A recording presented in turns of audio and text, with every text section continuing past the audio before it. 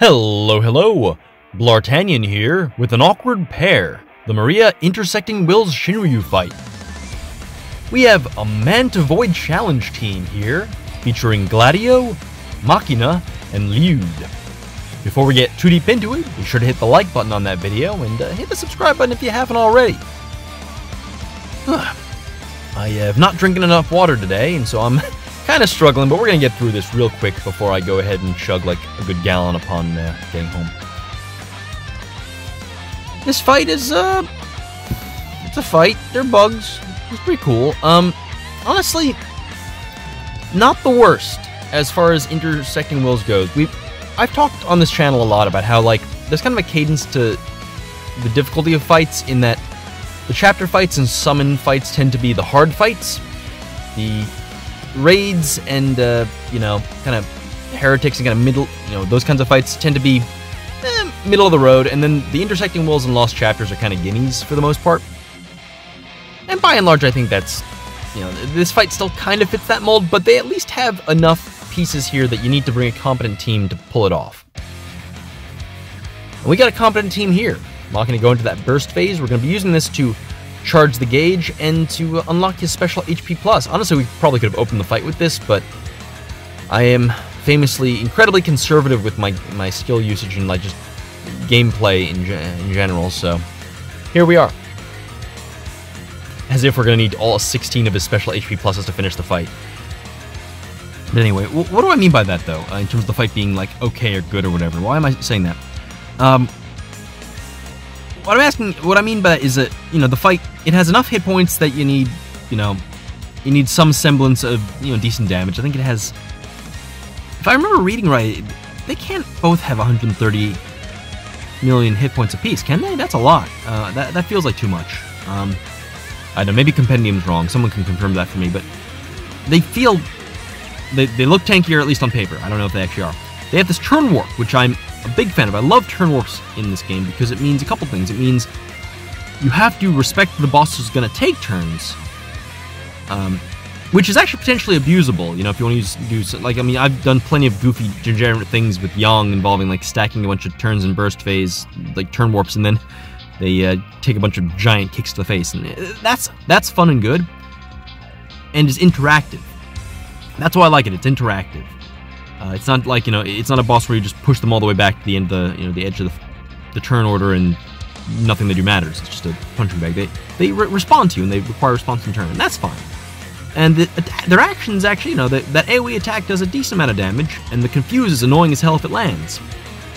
So their actions are modestly threatening, not, like insta-kill, but they're enough that you care about them. It's not like just shitty brave attacks like we were seeing in pure garbage time. And the HP requirement especially, I think, is the nifty part about this fight, because the force time isn't that big a deal, right? It's a big attack, so you have to deal with that. And then, I think it's like 10 turns, which is a lot of turns, although they are pretty fast, and they have the turn warp. That HP poison is interesting, because normally with HP poison, you're like, oh no, it's going to put me in range of death, but it doesn't really do that. It's a pretty lame HP poison. But it can put you in range of missing the HP requirement, which is really funny. So I actually really like what this fight is doing. It's not spiritus or anything crazy like that. It's totally, it's a fine fight. Like, totally fair and all that jazz, but it makes you, you gotta think, you gotta play the game, which I'm super big fan of. So, overall, I give these bugs, I don't know, like a 7 out of 10. I was gonna try to make some kind of bug-related pun with the scales, but I couldn't think of any, because at the last minute, and anyway, it's neither here nor there. I probably should re-record this at this point, because it's gotten, all weird meandering with the metaphors and whatnot, but my throat is dry as hell, and I need to go inside and grab some water, so let's just try to get this over with, right? Anyway, if you're still watching this far and don't know what the Man-to-Void challenge is, let me clue you in. It's a little community challenge put together by Treevoid and Eamon in the TCC server, Crystal Chronicles server. Check the description for a link to that. And basically, it's kind of a homebrew Dare to Defy style kind of lockout challenge, designed to make you have to think a little bit with your team building and kind of manage your roster a little bit, and just, try to have some more fun in the game by trying different things that you wouldn't have normally tried. Case in point, I don't think I would have thought to bring Machina or Gladio here. Not because they're bad, just because we have so many good characters at this point, they're just not on my radar for characters to bring to a fight, you know, first, second, or even third string.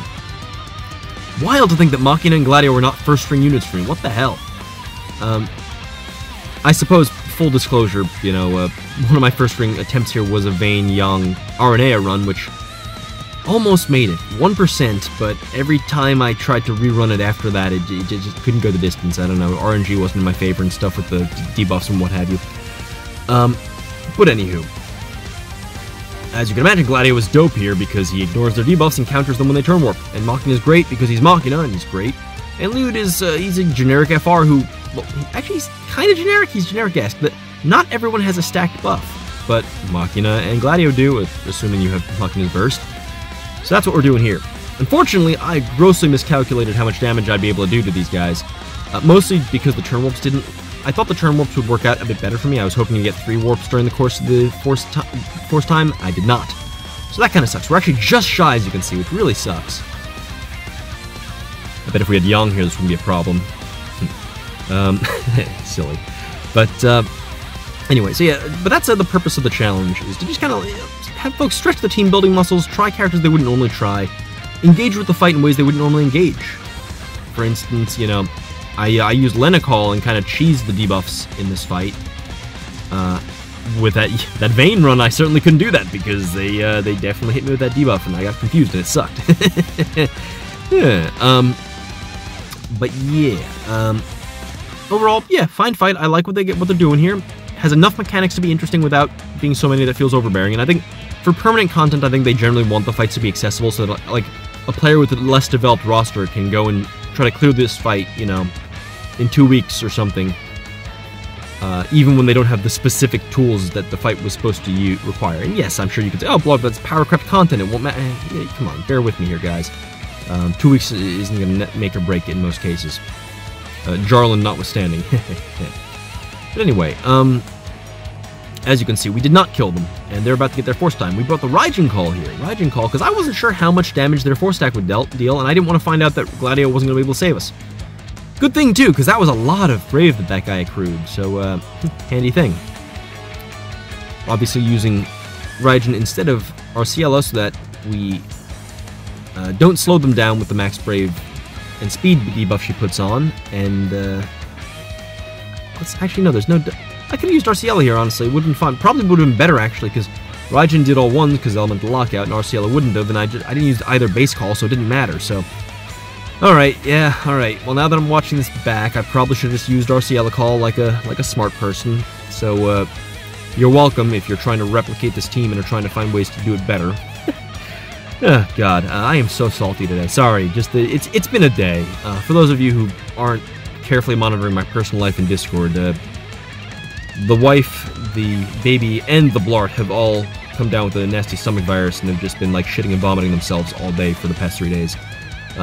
Lovely, lovely content. The kind of stuff that you sign up to watch when you subscribe to this channel. Sorry, you really deserve better than that. That's probably gonna get this video demonetized.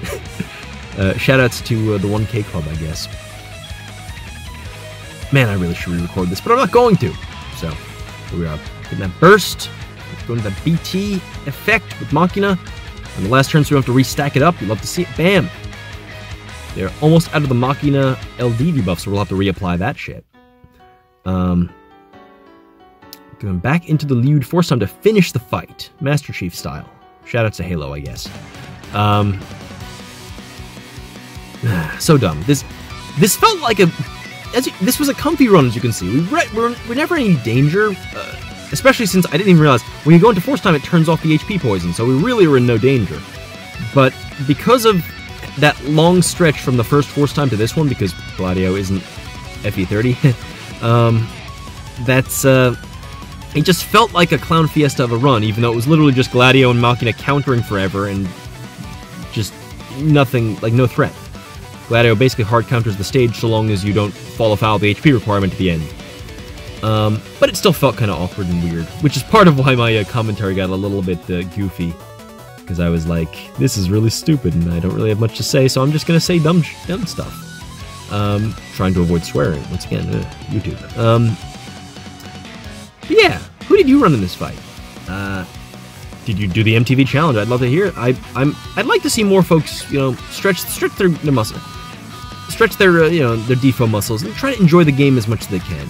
And if you know what, if you're not having fun doing that, then don't do that. That's not the way to enjoy the game. I don't know. Anyway, thank you for watching through the end. This was a fight. I hope you enjoyed. I need to get some water really badly. Jesus Christ. Anyway, I'll see you in the next video with more hydration. Adios.